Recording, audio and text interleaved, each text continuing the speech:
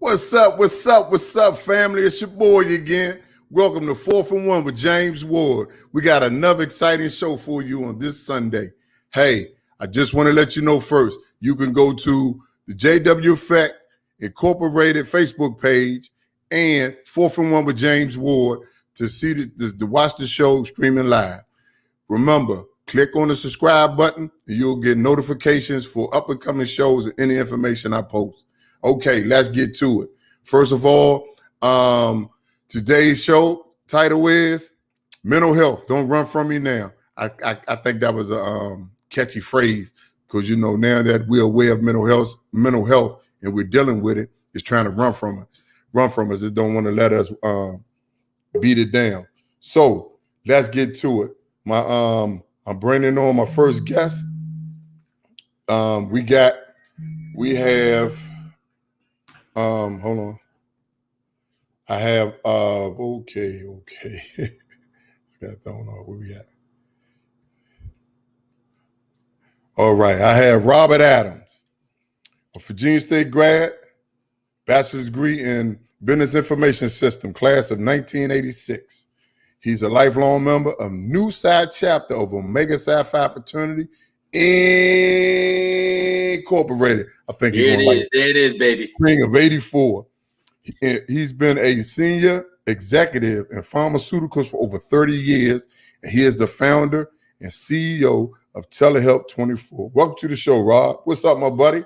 Hey, James. Thank you. Thank you for having me. I'm glad to be on your show and to hang out with you and your listeners. So I'm looking forward to a great show. Oh, yeah. Let's give it to him. Me and you have spoken plenty of times about this TELEHELP 24. I think it's very exciting and powerful. So we're going to share it with my followers through my platforms and give them an idea of how it works. So let's get started. So, Rob, what I first want you to do is tell us about TELEHELP 24, what it stands for, what it means, what it got going on. So once again, thanks for having me, James. So TELEHELP 24/7 is a virtually cultural competent mental health care company. And what that really means is that we want to meet our folks where they are. So culturally competent means that we want people who are like us, our counselors and our providers who are like us, who understand us, who look like us, and who can really successfully help us navigate through some of the challenges that we face in our lifetime. Virtual, meaning that we want to meet you where you are. You don't have to come to a building to get help.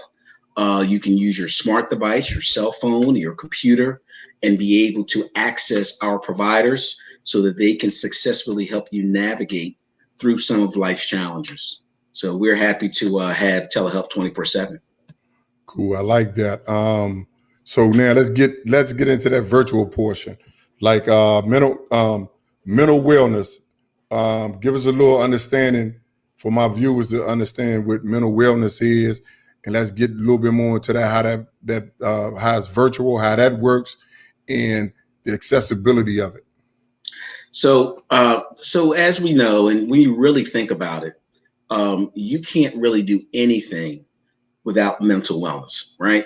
So your physical wellness in all aspects really depends on your mental wellness, your thinking ability, how you process information, and how you function all starts with the mental aspect of it.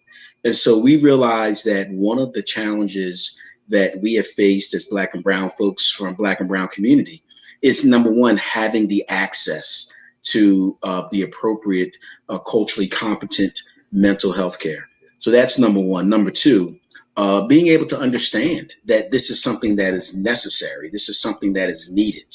Like any other ailment or any other challenge that you may have physically, it is always important to get your annual checkups for physical health. You know, many of us are dealing with comorbid conditions like diabetes and hypertension.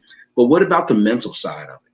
And we go through so much trauma, from grief in our families and death to all types of stuff that may happen. And we don't get the necessary wellness needed to continue on through life. And so mental health is paramount to sustaining life and how we operate as we go through life.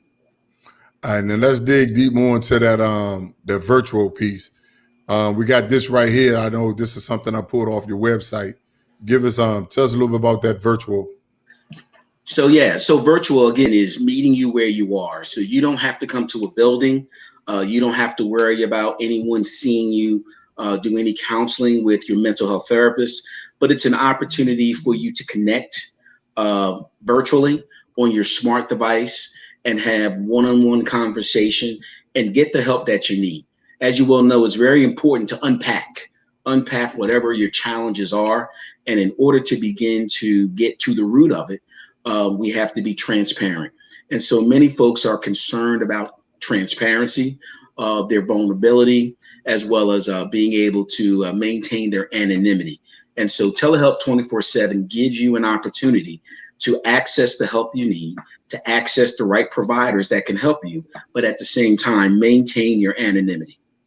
Right, because I know if we go back, 30 years ago, let's go back 30 years ago when we were, when we were undergrads in college, and that mental health piece wasn't even, part of the conversation. And as society grew and everything, and that, and then we will probably walk into a doctor's office. But now, that accessibility and that virtual piece, it makes them a little more comfortable. A lot of people don't want to be seen getting out the car in the parking lot, going into a building on the building that has psychiatrists. It messes with their head. So they pick their phone up, laptop, desktop, one-on-one, and that makes you more, and that makes a client more comfortable to open up and work on themselves. Okay, so now let's talk about that accessibility. That was some of it we shared right there, but I want you to dig more down into it, that accessibility. And James, one of the, you just mentioned it. So one of the great things about it is back then, even though we didn't have cell phones, every cell phone today has a camera. And so now people can be exposed through other cell phones if they see you going in and out of the building. But at the same time, the great thing about a cell phone is that you can also contact your provider and do face-to-face counseling. So what you just showed was our website, and it's actually our Telemental health portal. It allows you to go in to utilize your email address and password. And once you have access, you would be able to choose the state in which you currently reside, because all of our licensed professionals must be licensed in the state where the client is.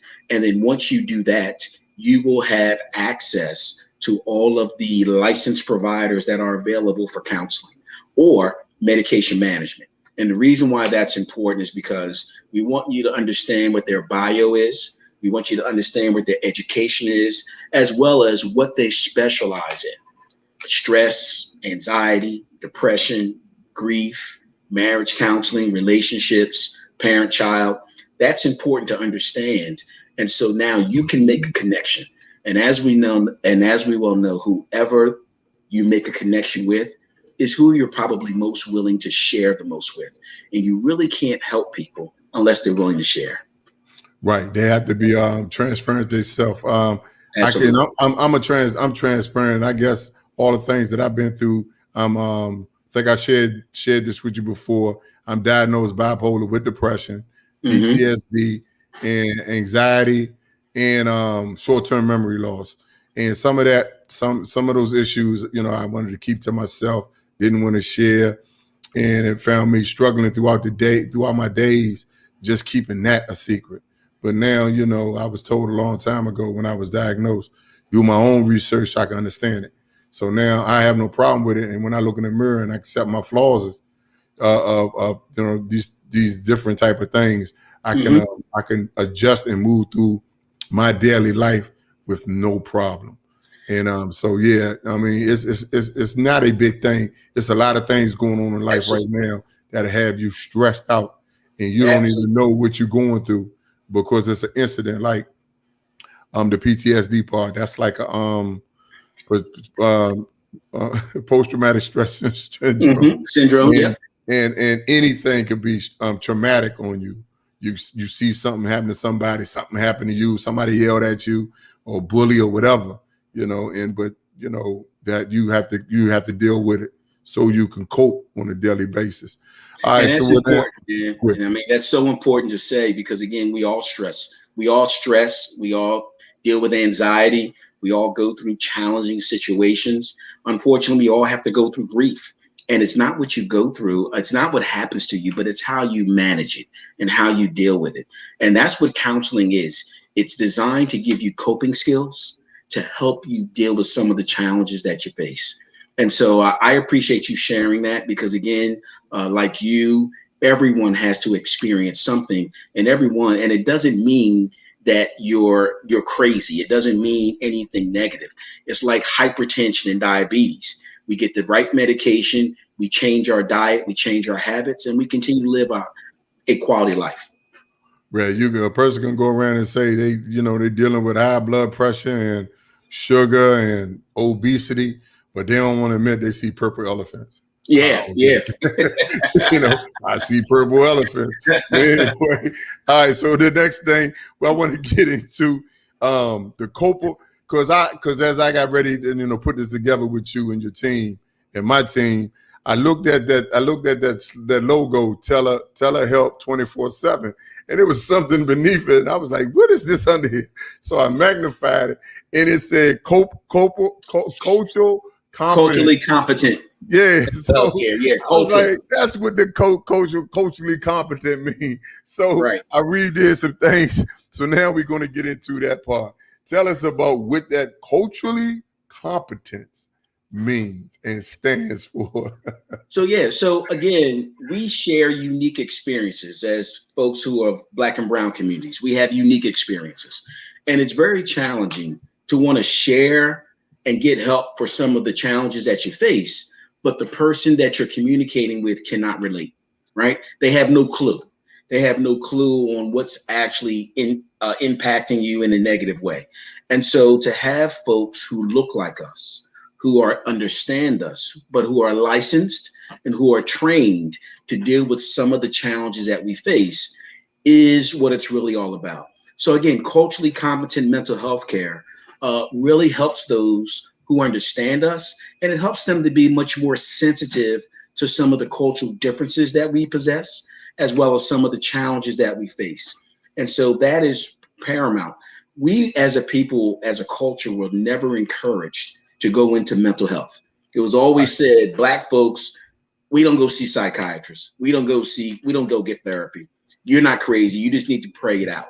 And again, we were never encouraged for that. So right. If we did want to seek some mental health care or mental wellness help, there weren't people who looked like us. So they couldn't understand some of the unique challenges that we face. But now with TELEHELP 24/7, we have that. That is one of the things that differentiates us from so many other mental health care companies. And we are happy to provide that and bring it to our people, particularly at a time like this, with all of the racial unrest, with all of the pandemic residual effects from it. It's needed now more than ever. Yeah, it's almost like a two-headed blade. Yeah. Grandma said it's the devil in you, boy. Go to church, and the people that's not of our culture, they just want to load us up with medicine. Absolutely. Absolutely. So it was almost like, wow. So this TELEHELP 24/7 at this time, it is needed. It has a comfortability to it. The access is smooth. Put the information in, hooked up with a provider, and go to work on your self-care with help of professionals. And I like that. Hey, look, everybody, so far, Mr. Robert Adams has been loading us up with some great information. So what I want y'all to do, when we get ready later on going to the Q&As, I want to see come across my monitor a lot of powerful questions, because like they used to say a long time ago, only question that's a dumb question is the question that asks. So I need you to load us up with some questions, so when we get to Q&As, we'll keep it rolling and get you some good answers on what you need. All right, look here, Rob. As I said, I was looking through your information, and I came across this thing about barriers.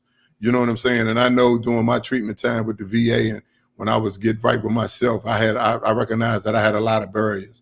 and a lot of self-inflicted wounds that was caused by these barriers. So I want you to take a moment and talk about the barriers that TeleHelp 24/7 helps to recognize when they're helping their clients. Absolutely.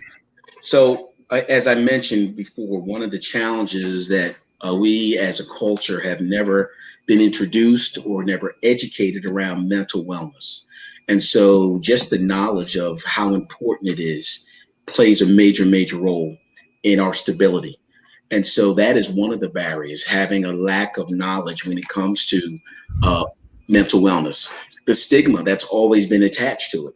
If you seek someone out to help you with your mental wellness, you must be crazy. And we all think about the movie Soul Food and Uncle Pete, how Uncle Pete was all up in the room, and we continue, and everybody know that we have some crazy folks in our family, right? And so we tend to distance ourselves from them when really we should be gravitating towards them and getting them the help that they need. And then we all have a distrust when it comes into the healthcare system. The bottom line is the healthcare system has not been kind to us when it comes to the Tuskegee experiment and other aspects, which is why there's such a disconnect. And this is why that we as African Americans are disproportionately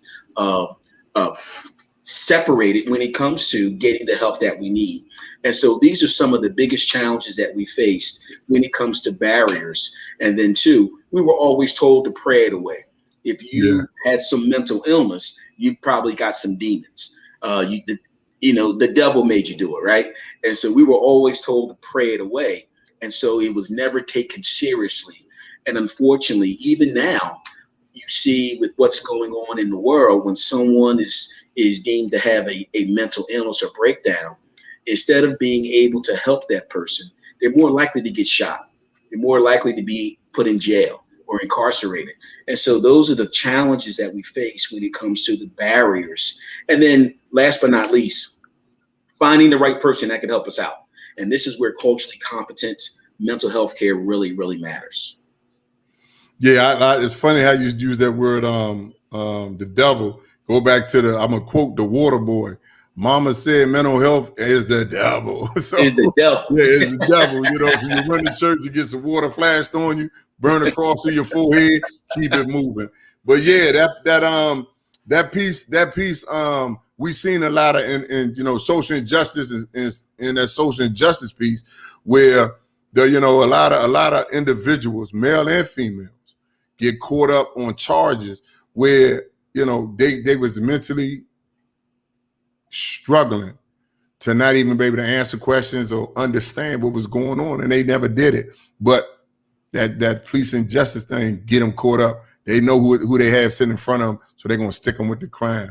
And we have a lot of individuals incarcerated now that's probably just got locked up because they wasn't mentally well enough to even understand the charge or why they got stopped. So this is something we have to really dig into and share. I got something here I want to put up, and I want you to give us an explanation on it right here because I still can't figure this puzzle out. Hold on. All right. There we go. So what this shows is, and again, we like to focus on, again, as I mentioned, culturally competent, but also fact-based. It's important to know the facts. So when you look at this particular slide in the upper left-hand corner, we are 13% of the United States population, but there's 16% of us that have been diagnosed with a mental illness. So that equates to about 6.8 million Black and brown folks that have been diagnosed with a mental illness. In the upper right-hand side looks at a clinical study. And basically what I like to show here is that on the fourth line, you see race, percentage of Black, and it's 6%. The reality of it is that so many medications come to market and we are prescribed these medications, but oftentimes we have no idea on how it genetically impacts us, positively or negatively, until they come to market. So while there is a distrust with the healthcare system, we have to do a better job in being able to be a part of the clinical trials so that we can find out exactly how this stuff works positively as well as negatively. And so this just illustrates the fact that Black mental health matters. That's the bottom line. Black mental health matters. If your mental health is not intact, then nothing else matters. You can't operate physically, you can't operate academically, and you can't function on a normal basis if your Black mental health doesn't matter and if you don't have mental wellness. Outstanding. Oh man, you just got an A plus. Thank you, sir. GPA went up from a 1.8 to a 2.7. Outstanding. But yeah, that's powerful. Like I was saying, man, this is great. Telehelp 24/7. When you told me about this over a year ago, you told me, "Lord, I'm putting something together, man. It's gonna be powerful." This is what it is. Now, real quick, you are connected with universities.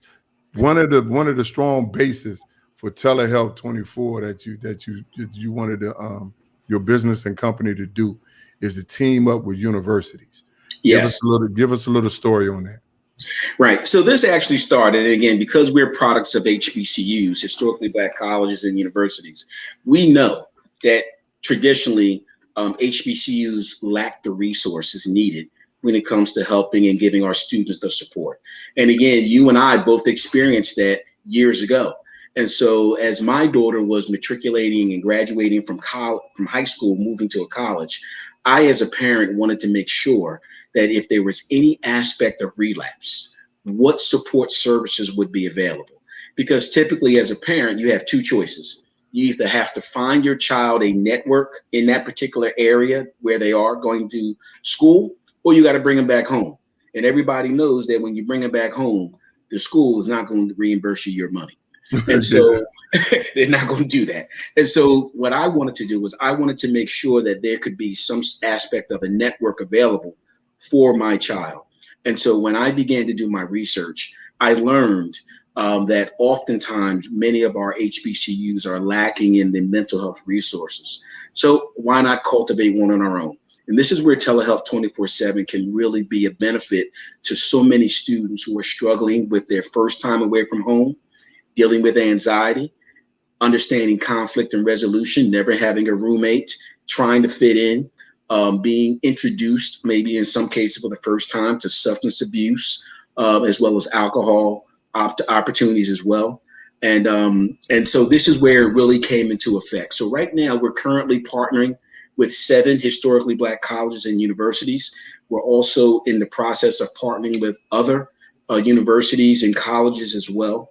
And it's really making a difference to help these students get the help that they need so that they can continue to function and be outstanding students from an academic perspective.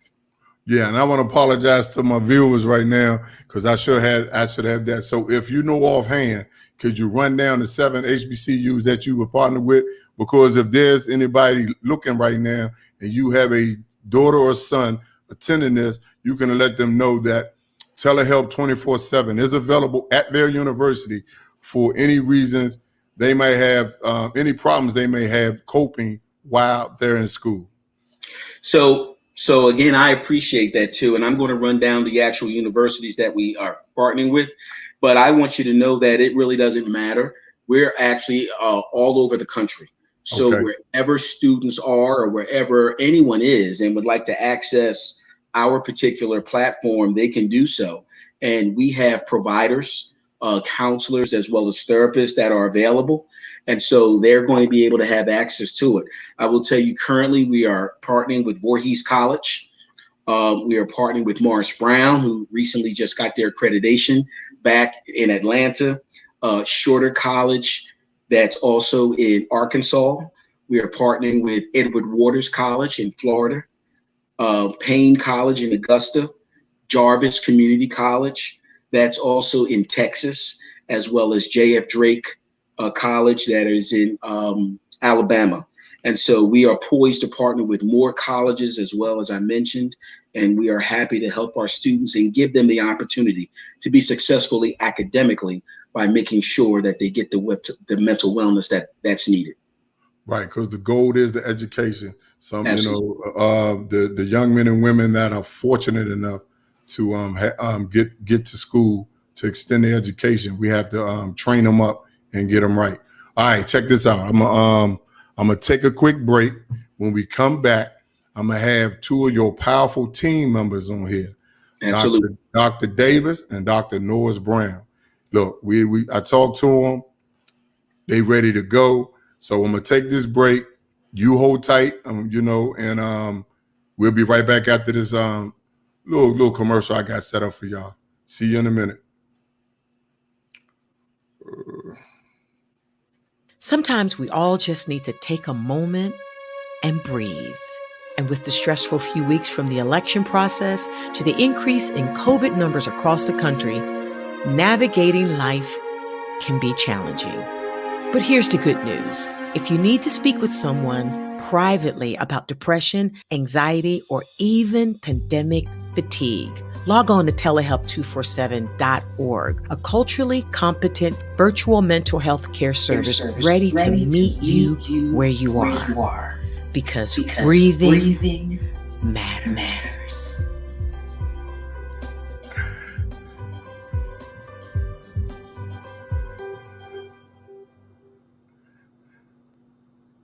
Welcome back, everybody. I'm just as giddy as a schoolboy. I'm having fun with this. Okay, that was Mr. Robert Adams, founder and CEO of TeleHelp 24/7. He just loaded us up with a lot of good information on TeleHelp 24/7. Now I'm bringing to the show two of his powerful partners. First, I'm going to bring Dr. Candice Norris Brown. Hey, Dr. Candice Norris Brown is licensed by the state of Georgia and Virginia as a professional counselor. Dr. Norris Brown holds a Bachelor of Science in Psychology from, of course, Virginia State University. But this is the trick. Dr. Norris Brown also holds a master's degree in clinical psychology from, of course, Virginia State. All right. She also holds an educational specialist degree in school and guidance counseling from the University of Georgia, and she has received her doctorate in counseling and student personal services from the University of Georgia. Welcome to the show, Doc. Now I'm going to introduce. Look at this team. I love this here. Okay. I have Dr. She's going to get mad at me if I don't pronounce this right. Tamara Davis. Okay. Dr. Davis is a board-certified clinical psychiatrist. She received her bachelor's degree in biology from Xavier University of Louisiana. She attended the University of Tennessee Health Service Center College of Medicine. She's a doctor of medicine in 2003. She's currently the medical director at Regeneration Counseling Service. Ladies, welcome to the show. Doctors, I apologize. Welcome to the show. What in the world? Yeah, just kill me. This thing. All right, it's going to be like that. Hey, docs. Oh, unmute yourself, Dr. Davis. All right. Hello, doctors. How y'all doing today? Hello, doing well. Hello. I'm sorry. I'm just over here smiling because I'm loving what I'm doing, and I'm just the messenger, and I'm hoping people out here receiving the message, and they can make their minds up, what direction they want to go in life. So let's give them a powerful message. I don't even know. Okay. First of all, what I want to say is, I had listed seven. I've listed 7 particular mental health disorders that our culture deals with. And one of them is anxiety, depression, adjustment, bipolar, and PTSD. From a counselor, Dr. Norris Brown is the counselor. Dr. Davis is a psychiatrist. So that let my audience know. So from the aspect of both of your concentration, how do one find how do they realize when they're dealing with one of these mental disorders? What is the sign? What is the keys? So are we just either one of us? Yeah. Okay. Yeah, it doesn't matter. We free fall it is. Like we're sitting on the beach, kicking it back with a pina colada, and we just talk.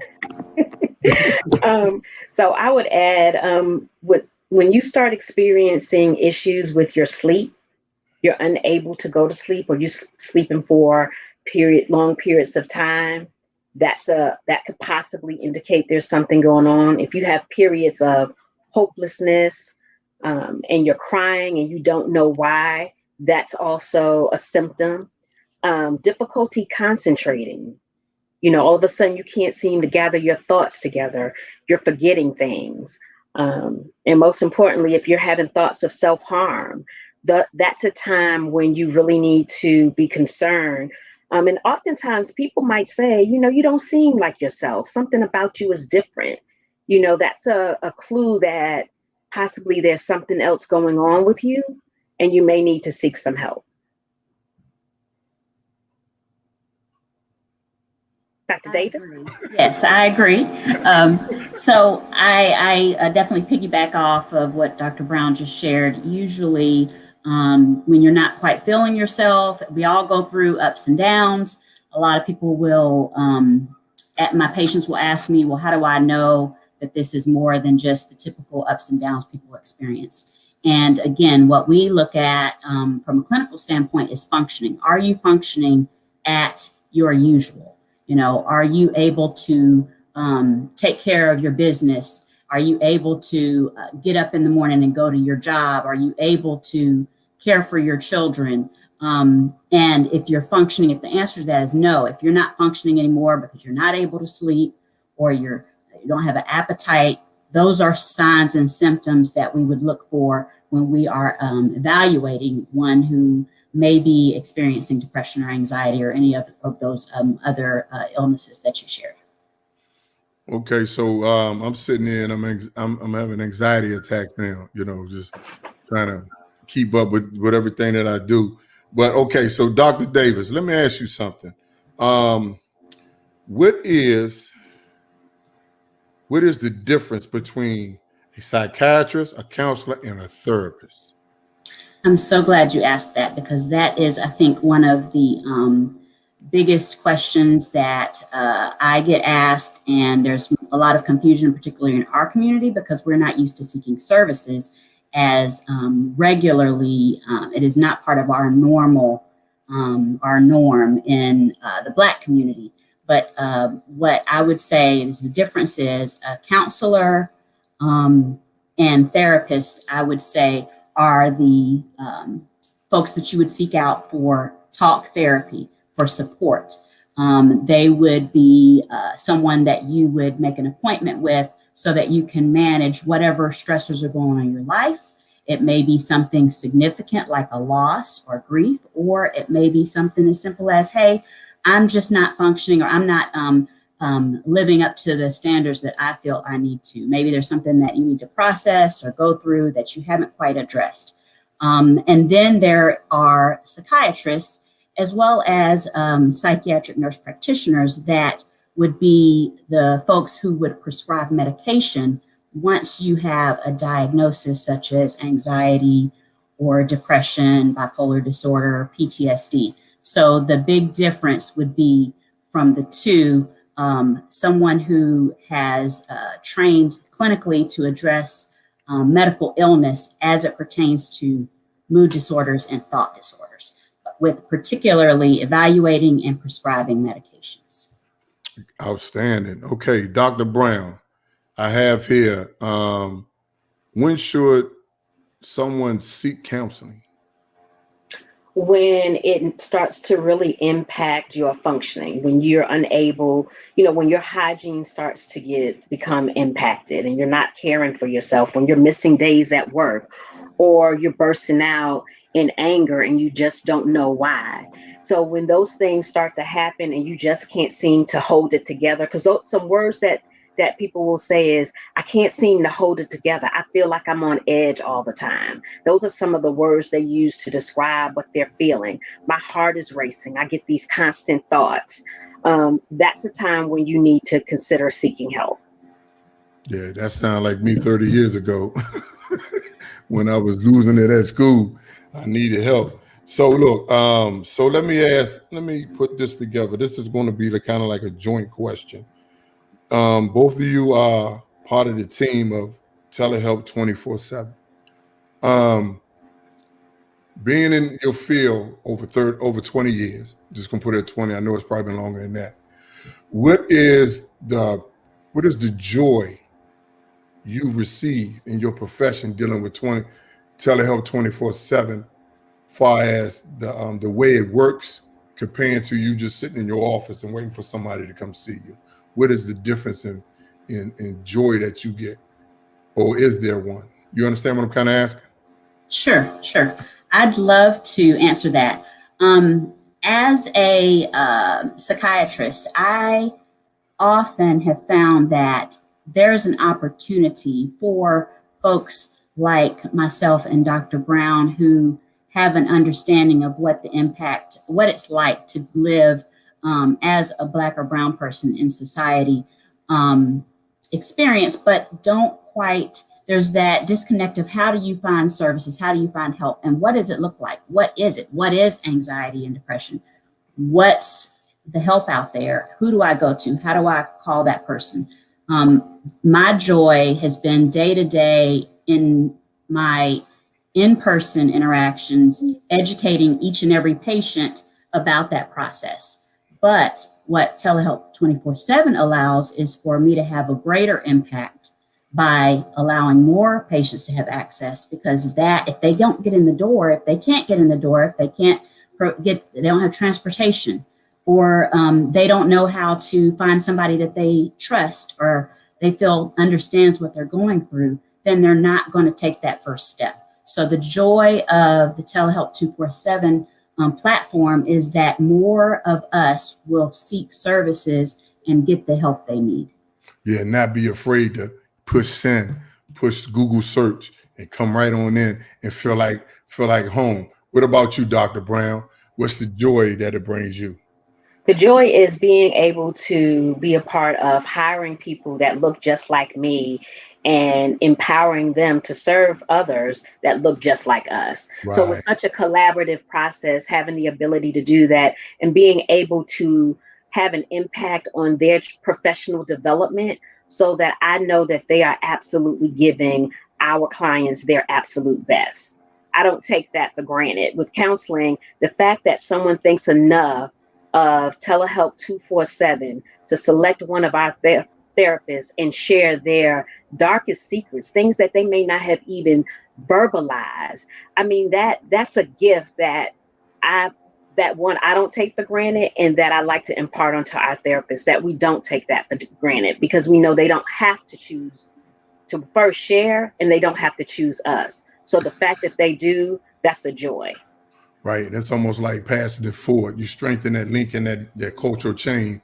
And, you know, it's like, yo, these Dr. Brown, Dr. Davis, they powerful. I'm going to give you their number. Talk to them. Be open. They're gonna fix you on up. Matter of fact, they both have the 10 man's oil can. They can help you out. They got you. Okay. I love it. I know. 10 man's oil can. We know what that thing do. You move ready to get it going. All right, Dr. Brown, check this out. From a coach, share with me your how can I say this? Cultural misunderstanding about counseling. So I think people, when they think of counseling from an African American perspective, I always like to say we are a strong nation in our own right. We've come from ships from a different, survived slavery, coming over here. We were able to survive that. The labor that we were under during those times, we survived that. We've survived so many different eras that I believe that we tend to believe that we are superhuman. And even, I like to say we like to walk around with an S on our chest, thinking that nothing gets us down and nothing bothers us. And the reality of it is that we get tired. The load is heavy. It's hard to carry. And you know what? Your cape, it needs to be washed. You need to take it off, and you need to create a safe space for you and someone else to actually unload. And I don't think that we believe that we have a luxury to unload, that we think that it's negative or that we're weak. And actually, it's just the opposite. When we recognize what we need, actually, that makes us much more powerful because we're taking care of ourselves. So part of some of the misconceptions that I want to clear up today is seeking mental health is not a sign of weakness. It is a sign of strength because you recognize that you need more than what you're currently getting. Yeah, I got a saying I've been saying lately based on, all the things that's been our culture has been facing over the years of social injustice, systemic racism, white supremacy. I tell people that our enemy is playing chess and we still playing marbles. It's almost like it's time to play chess. One thing they did in the military is we constantly train, no matter what your MOS was, your job in the military, if it was infantry, if it was some type of special forces, or if you was a mechanic, you always trained in what you did. So I really believe it's time to retrain our people in mind and thought, and look at things different because our enemy is retooling and retraining. Prime example, they saw that turnout during the election and it knocked them off their seat for a minute. So what do? They go right in your face. They don't even hide no more. They just doing it right in your face. So now we have to go back, retool, retrain, and refocus. We come from a long lineage of powerful African ancestors who ruled the earth and planet and travel because the history is what they had. But I just wanted to share that on your piece to piggyback off of you, Dr. Brown. Dr. Davis. I love that. And I would love to piggyback off what you just said. I love that. The playing marbles and not quite using the tools that we have as warfare.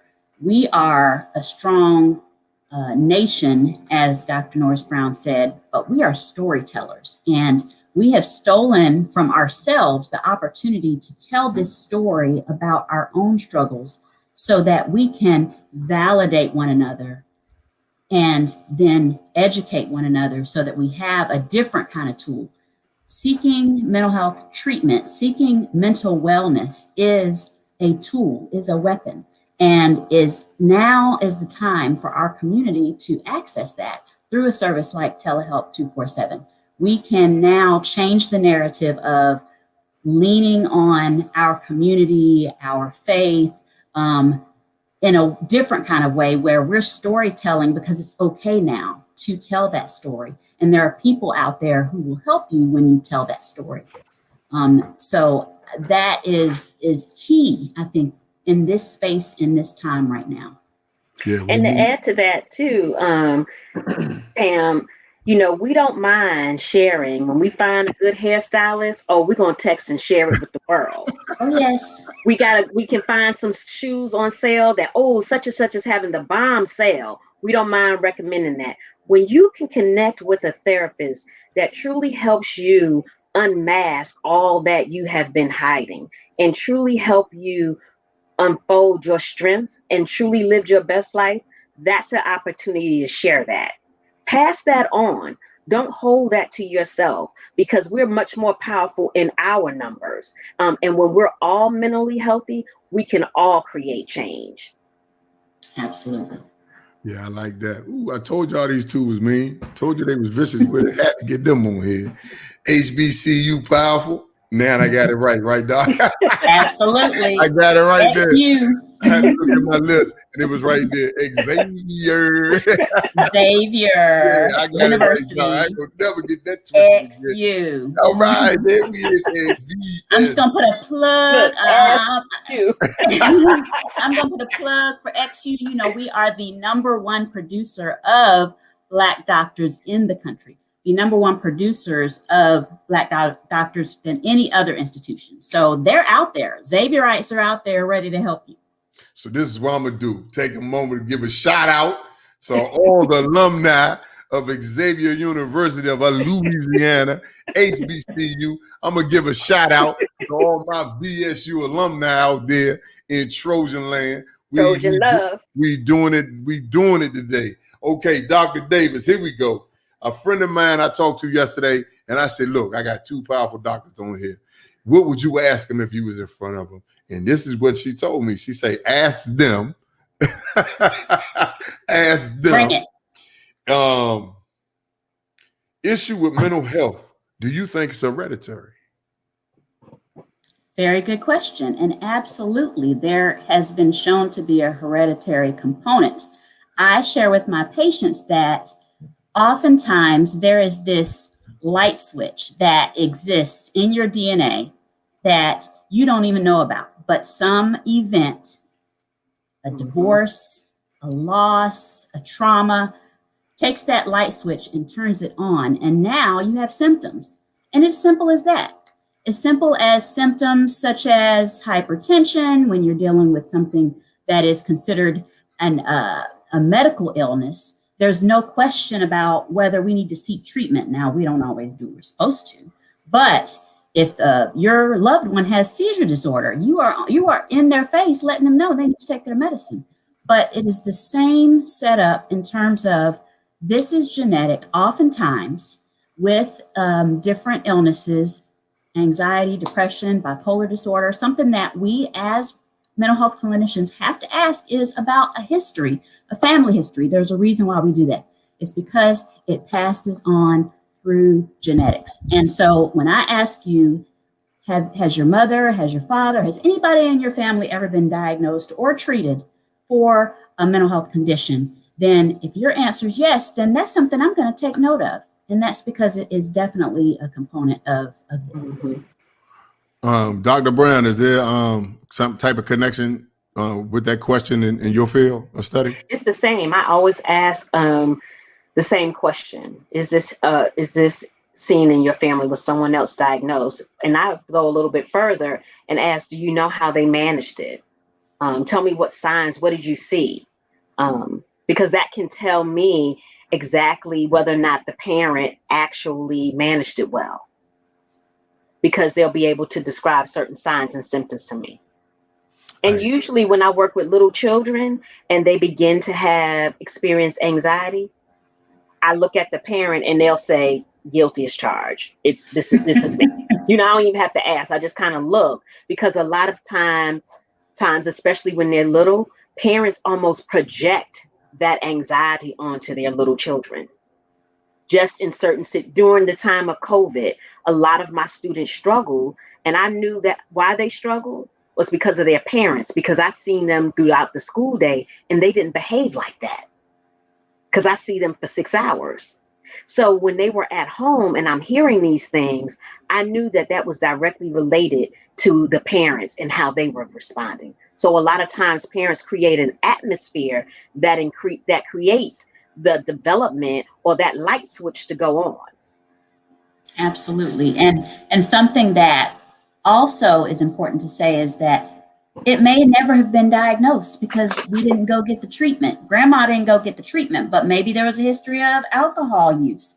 And that was a coping skill that wasn't working for them, but it was a coping skill. So those are little pieces to the puzzle that I put together as a mental health professional, as a psychiatrist, when I'm asking your story. So it's definitely something that can be present and also has been present over the generations. Mm-hmm. And look, Dr. Davis, funny you said that right there, because when you said that alcohol abuse, what a lot of my brother veterans are facing, because I faced it too, there's a lot of substance abuse and alcoholism within disabled veterans. And when we seek help at our VA, which they supposed to, because we serve, a lot of doctors try to tie in substance abuse and alcohol abuse with a mental issue. And if they do that, if they do it to say, you're not PTSD, you're not bipolar with depression, you're not depressed, you have a substance abuse, you have an alcoholism abuse, and that will hurt them from getting their claim. Yeah, they service connection, and it can really hurt them. So that's why I tell them, when I talk to veterans, I tell them, keep going to your classes, get your counseling, get your help, You know what I'm saying? And all I tell them, be an advocate for yourself and don't let these people just put things in your records, because the wrong word, and that's the whole key with the VA. It's about words. You know, it's really wordplay with them. They will take care of you as long as your I's are dotted and your T's are crossed. But, you know, for some reason you have, you know, it's society. People are for you and people are against you. So you have to advocate for yourself. So I like how you brought that piece in there.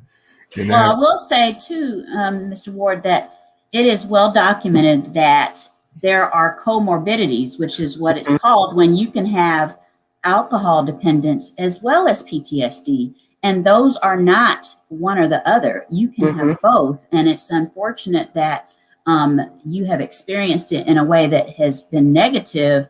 It's important that they're able to tell their story. Where it gets sticky is when you are actively using substances to manage or to self-medicate, then you can't truly, the clinician can't truly see what symptoms are underneath that of your mood disorder, of what's going on with your PTSD, because you're always intoxicated or always under the influence. And so it's hard to tease those two apart. So I tell patients it's really important to know what you're using, but also I need to hear about when you're not using, what pops up, what comes up to the surface.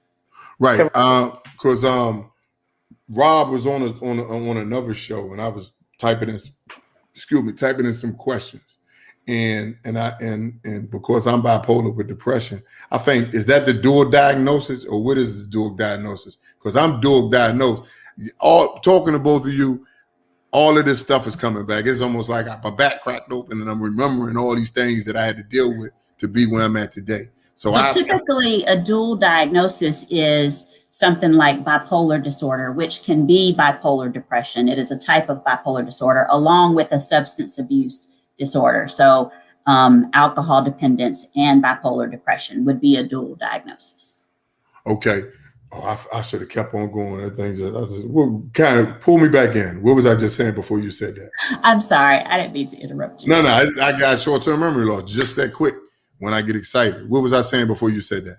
But you were talking about how you had the dual diagnosis and with the bipolar disorder, and you were wondering if the bipolar depression was the dual diagnosis. And I mentioned Rob. Yes, you had him on another show. Oh, that's it. I had him on another show. There we go. Thank you, Dr. Brown. I lose it. I'm telling you, I lose it. He was on another show and I was typing in some questions. And because I'm bipolar, I really want people to know, because that's something people really, if you don't know you have it and you have it, it can really take you to the left. Explain to them the highs and the low, the manic and the mania. So I'll go ahead and answer that. With bipolar disorder, it's important for you to understand that there's unipolar depression. Then there's also bipolar depression. You spoke about your bipolar depression. I have patients that come to me and say, hey, I have a lot of anger, and somebody told me I have bipolar disorder. That is not necessarily indicative of what we would call highs and lows. Okay. You can have times where you are functioning well, which some people will say that's a high for them. And you have to really, as a clinician, I have to pull them back and say, okay, were you functioning when you felt like you were high? Because if you were at a high and you were functioning well to a point where you were able to do things and not necessarily get yourself in trouble, then that probably wasn't bipolar disorder. Okay. But a high would be considered something with you're in a euphoric state. You have an inflated sense of self. You're impulsive, getting self in trouble, reckless behavior. I always ask folks, how many folks were you having sex with at the time? We ain't getting that. Were you traveling to Vegas every weekend and spending up all your money? Were you buying cars for all the graduates and putting them on your good credit and messing up your good credit?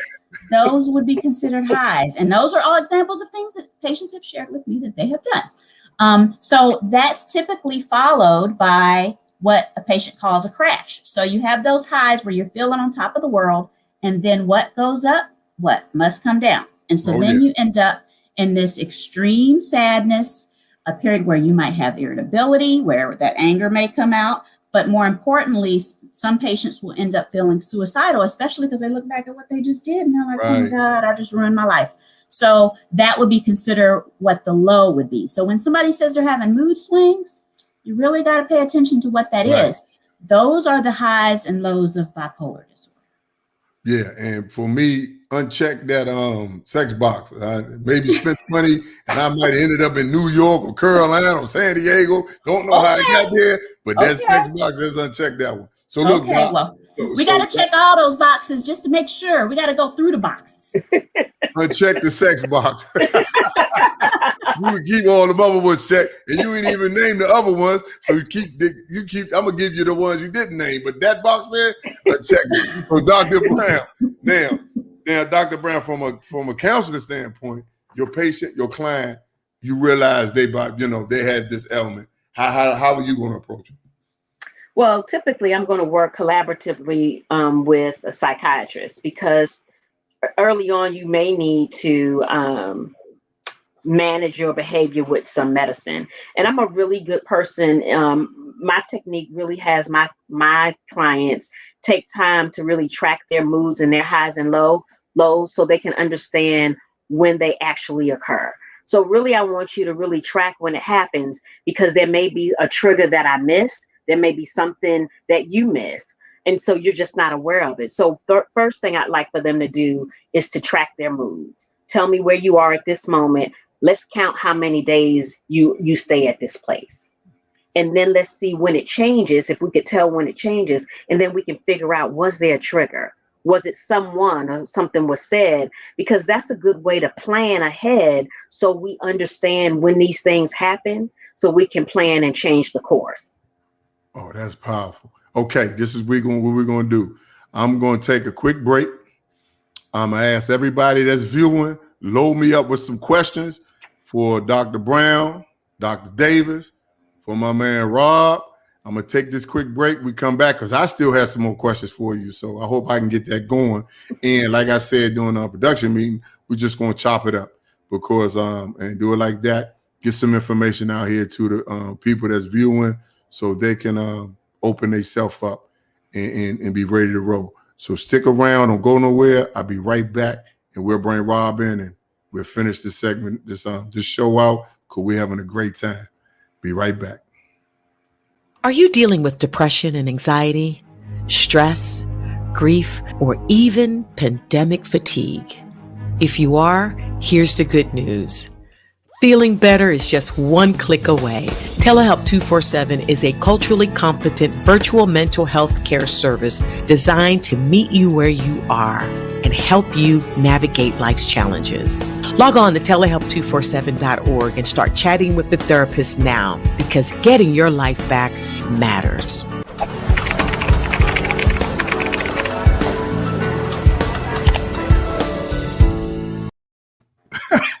Welcome back, everybody, to 4th and 1 with James Ward.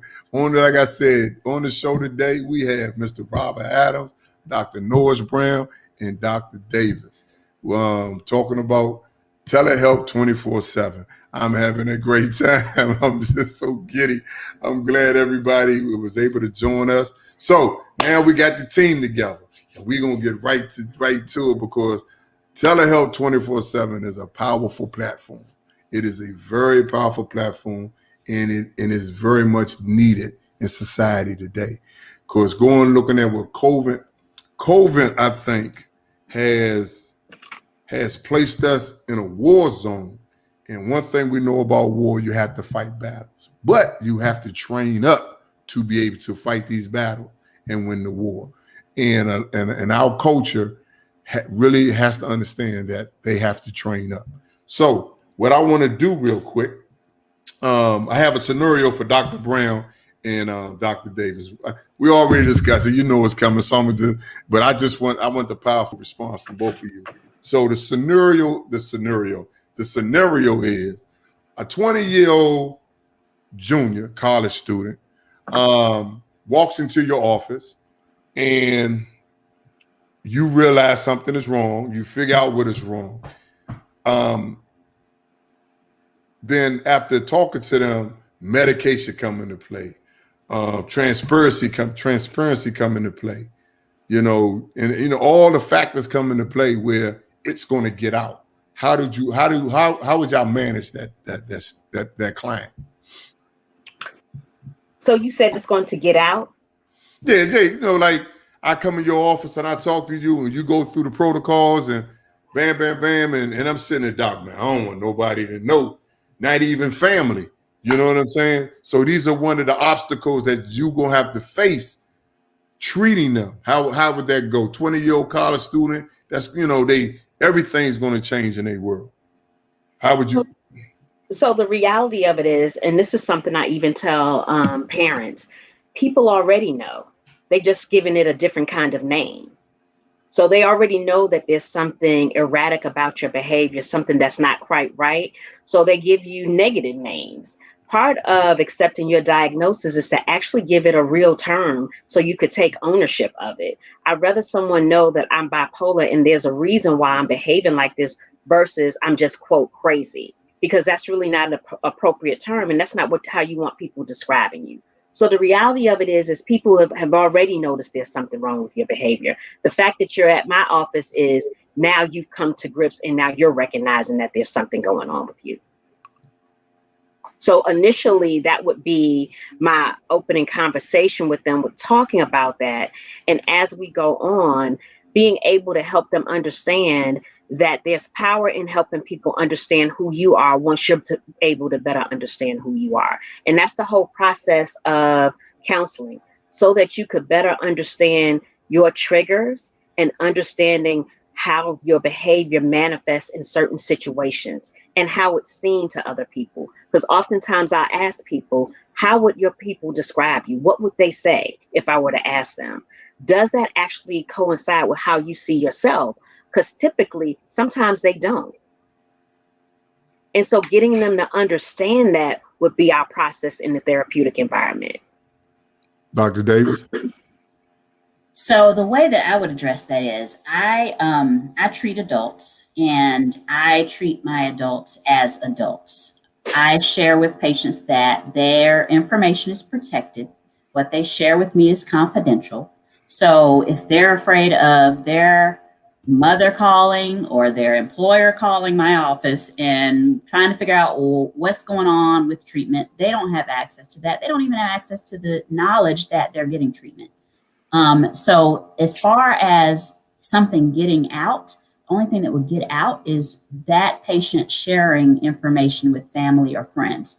And so as I get to know a patient, and the big part of that is listening, gathering the information we've talked about earlier, is to pick up on some of the cues that there are people in their life who would not be supportive of them getting the treatment they need. And if that's the case, then I will encourage the patient to keep it to themselves. Not every information, not everything is something that should be shared. As a 20-year-old college student, that may be controversial, but I know plenty of family members that will definitely push them in a different direction. And I've lost patients in terms of them not coming back because somebody told them that medicine was going to make them crazy. And that's not a true statement.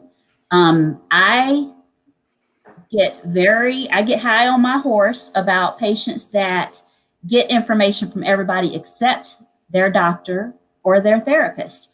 It is important to align with your patient and let them know that there's a two-way street. They can ask anything and the information that they get is completely transparent, but a lot of that can stay within the room. It does not have to be discussed. Especially if there is this feeling that if they share, then they're not going to be able to continue to get help and get the help they need. Okay, and James, if I can add to that too. Yeah, I was going to slide over to you. You know what I'm saying? Okay, Robert. Scenario. So, hold on. Okay, Robert. So your two powerful your teammates are here. I mean, elaborate on what they're going to say. What they said, or tell me something. Well, the bottom line is the backbone to this company is the clinical and the mental processes that both of them actually implement for all of our providers as well as our patients. And so what you see is actually the strong point of telehealth 24/7. But the thing I want to add is that scenario that you gave is a real scenario, particularly for a college student. How many college students are dropped off at school by their parents and they form now habits, right? Substance abuse habits, all types of coping skills, challenges now that they face. Now, when they do decide to seek help, as Dr. Brown said, one of the biggest challenges that they have to face is, do they want to divulge this to their parents? That now that child that you dropped off that was in a controlled environment for so many years now is in an uncontrolled environment and is probably making some questionable decisions, right? Right. And we've all gone that route. Some of us have gotten caught and had to pay some real consequences. And some of us, by the grace of God, did not get caught and continue to move on and graduate. But what happens? And so one of the challenges is, how do I get the help? From an insurance perspective, many students are on their parents' insurance, and they may not want to let their parents know that they're seeking help. But if you use your parents' insurance, the parents are going to find out something on the explanation of benefits. And so that has become a barrier as to why some students don't seek help. And so one of the things that we've been introducing to some of the schools that we're working with is something called a student assistance program. It's very similar to the employee assistance program, where it gives every student a certain number of counseling sessions. And if it is determined that they need to continue on, then at that point, the student has to make some decisions. But by that time, Dr. Brown or Dr. Davis has been able to reconcile with that student that at that time it is more serious. It is something that can be taken care of. But at that point, they need to involve their parents. But again, when you talk about maintaining your anonymity, that is one scenario that is really, that's something that students face all the time. And being able to have access to getting the help is what's really most important. Yeah, and that right there plays with the communication the child has with the parents or the person who's rearing them, because they be able to open up and talk to them, and Exactly. and let them know you didn't do anything wrong. Now that you in the world, you on your own, you facing real life challenges. You know what I'm saying? Right. And some of the times when I first started my platform and I talked to some students on campus or in general, I would tell them about that safety net. Or, if you're a first time generation college student or not, you want to involve your family and take them on your college journey with them. With you. You know what I'm saying? And whenever you got something going on, call them and tell them about it. Tell them come visit, go to some games, and just spend weekends and walk the campus. But that's before COVID kicked in, and we was able to, go stop by your school or any school, and you see parents and them running around enjoying that child's time, because it's their time. We all had our time. We had a ball, and we did some silly things, but we had our time. And because we have the wisdom of understanding how college can really hurt you or help you, it's we need to pass it forward to get them to understand. It's your time. I want you to enjoy it, but we made the mistakes to show you and teach you. You don't have to make these mistakes, and you can still have the best time of your life, just like we had. So right now, what I want to do, that's Can I piggyback off of what you were saying? Oh yeah. I think that when you are working with a clinician that you trust and feel that you're getting help from, it is an opportunity for family members to also be a part of that picture. Once you feel like you're in this relationship with your clinician, then invite your family. I think it's an opportunity for them to also become educated instead of them being us against them type mentality, because just as we said earlier, there's a stigma, there's a negative connotation in many families about mental health treatment. And so use your clinician as your advocate so that they can now educate your people that you love. Absolutely. And that's one of the advantages of having a virtual telemental health platform, because you can be in DC and your child is going to school in Florida. And because you can sit in on their counseling sessions along with them with their consent, then it makes you as a parent feel at ease and know that your child is getting the best care possible.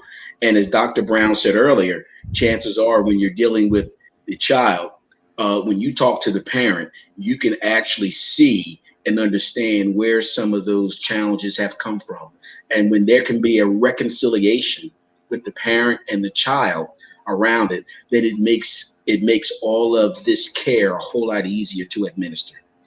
How that sound to you, Dr. Brown? So it sounds really great. And in our counseling session, we would prep for that. So I do a lot of role playing with my clients. You know, either I'll be them and they'll be the parent, and we'll talk through scenarios so that we can come up with responses when you hear them. So when I charge you with saying, okay, so this weekend, you'll have this discussion with your parent and invite them to our session, it won't be the first time. We will have practiced several different scenarios, and they will have their own set responses to kind of ease their anxiety going in. So there's a preparation for that. It just wouldn't happen automatically. That would be something that we would work toward and we would practice. All right, here we go. Now we're gonna get to the meat of this. But I'm gonna give another shout out real quick. Dr. Brown, I appreciate this. I want to give a shout out to all the residents from 1982 to 1998 of 3rd Avenue. No, you didn't do 3rd Avenue. If you was a dweller on 3rd Avenue back during that time, we want to give you a shout out. Ain't that right, Doc? That's right. 3rd Avenue. Okay, check it out. I need all three of y'all to close the TELEHELP 24 manual. Put away the protocols. Close it up. I want each one of y'all to dig inside and give me something from within about TELEHELP 24/7. I got PhDs, I got doctors on here, I got executives, so don't tell me you don't understand the question. You got years in the business. So dig, you know, I'm that professor who came in. I need you to give me a 350-page paper. Matter of fact, I'm gonna give you 275-page word paper. And you be like, okay. I thought you were gonna ask me about calculus. Yeah, close the manual, close the protocol book, and just, you know, dig inside and give me something about TELEHELP 24/7, personal, what it mean to you. Well, I'm going to let the doctors go first. And You cheat. No. I'm always going to close it up because that's what us Omegas do. We always the last. I need to have the last word. All right, eeny, meeny, miny, mo. Which one? Better go order, Dr. Brown, Okay. Dr. Davis. I'll go. So at TELEHELP 24/7, our motto is that we meet each client where they are. So with that charge, I would like everybody to know that there's no need for them to suffer in silence, and there's no shame in seeking help. And I want them to recognize their value and recognize that they deserve an opportunity to live their best life, and they can do that if they seek services with us. All right. I love it. Here we go, Xavier. Come on, ready to me. Ooh, okay. Well, that's hard to follow up on, but what I'd like to say is that as the Chief of Medical Operations for TELEHELP 24/7, I am empowering each one of you that engages with services to have an opportunity to get medication management in a way that you can feel comfortable with.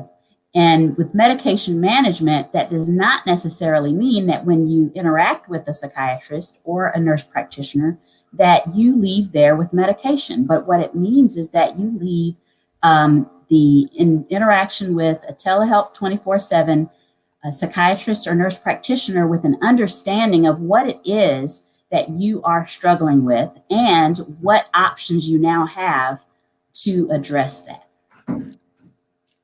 Ain't that how it goes? Yes, we doing it. 4th-and-1 with James Ward. We bringing it. It's 4th down. Live life like it's 4th-and-1. Go forward. We going forward. This is what I'm talking about. We the messenger, and we bringing it hard. Owner, CEO, bring the team home. We got to score. We got to get it in. Bust the chops. I'm coming around the corner. Give me the ball. I was at Vicious defensive end, and I'm coming around the corner, beaming on you. Take it home. You got to catch me, baby. You got to catch me. Take it home, Dr. Rob. Here we go. Here's the bottom line. The bottom line is that at this particular point in our lives, we are experiencing a shift, right? Because of the pandemic, because of the racial unrest, we have now gone to an entirely different level, a level that we've never seen before in life. Telehelp 24/7 now is needed, as you said, more than ever. And this is an opportunity for us of Black and brown communities to take advantage of getting the help needed for our mental wellness. And so virtual, culturally competent providers that are here to help out, we make sure that we can make it easy for them to access. Again, we will be in 20 states by the end of this year. And we are working to make sure that our people of Black and brown communities get the help that they need. And we also want to encourage those who may be listening and looking for another career, that counseling and mental health is an opportunity for you to have a sustainable career and really make a difference in our culture. So again, I want to thank you for allowing us to be a part of your platform and talk with your listeners. And as you can see with Dr. Brown and Dr. Davis, who are the backbone of Telehelp 24/7, we are ready, willing, and able to make a difference in our community. Give me the ball, baby. Give me the ball. Oh my God, boy. Oh, new side. Y'all hear your boy out there. New side out there. You hear your boy. He smacked it in, man. I had his jersey, but he got away. New side, did you hear your boy? Man, that was powerful. Look, it's about that time. Don't go anywhere. I'm gonna put you in the green room, but don't go nowhere. When I log off, we come back in. We do our personal wind down from the show. But I want to thank you, Rob, Dr. Brown, Dr. Davis. This was a powerful show. I told y'all, once we get it going, it just do what it do. It's touched by God. We are the messenger. Somebody's going to get the message, and somebody's going to wake up tomorrow morning remembering what they heard, and they're going to start a new chapter in their life. And all we are, like I said at one time before, we could take 10 horses to water, but we can't make 10 horses drink.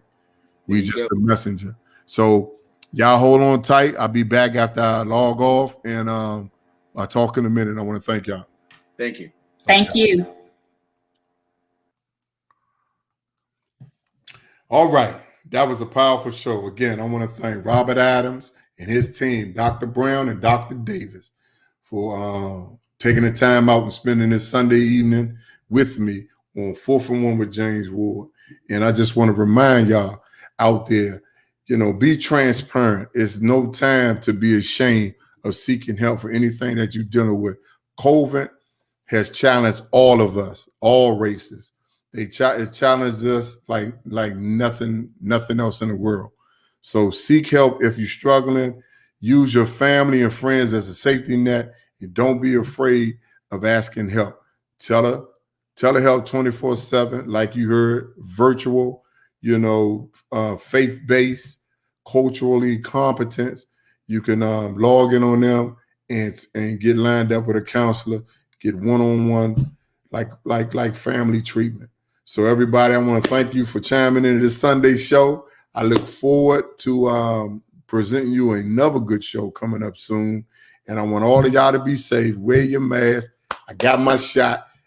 Get your shot. And don't listen to the stereotypes that was keeping you from getting it. You got to be safe, and you got to keep your family safe. So again, have a wonderful Sunday. See you soon. Take care.